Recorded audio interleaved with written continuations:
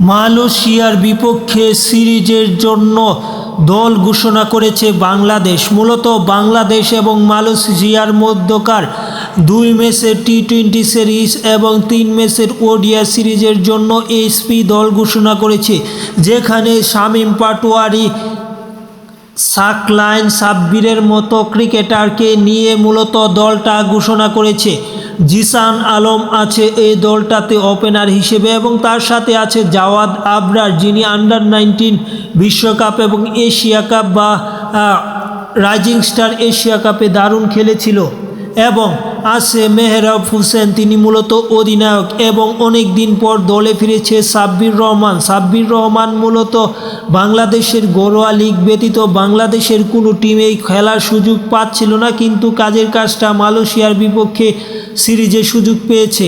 আছে আরিফুল ইসলাম, শামীম হোসেন পাটোয়ারি ব্যর্থতার কারণে মূলত টি-20 দল থেকে বাদ পড়ার সম্ভাবনা বেশিরভাগ, তাই তাকে দলটাতে সুযোগ দেওয়া হয়েছে। আছে মোহাম্মদ রুবেল, মোহাম্মদ মৃত্যুঞ্জয় চৌধুরী।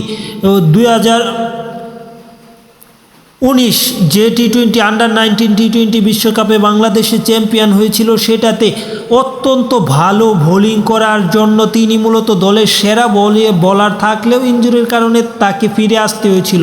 আছে আব্দুল গাফফার সাকলাইন, যিনি মূলত জাতীয় দলে কয়েকদিন আগে খেলেছে। আছে আবু হায়দার রনি, তিনি জাতীয় দলে অনেক দিন আগে থেকে খেলে আসছে, বর্তমানে তিনি এ দলে একজন ক্রিকেটার। আছে স্বাধীন ইসলাম, রাকিবুল হাসান আন্ডার-19 বিশ্বকাপ জয়ী ক্রিকেটার। আছে প্রীতম কুমার, মাহফুজুর রহমান রাব্বি, যুব এশিয়া কাপ জয়ী ক্রিকেটার, এবং ইকবাল হোসেন ইমন।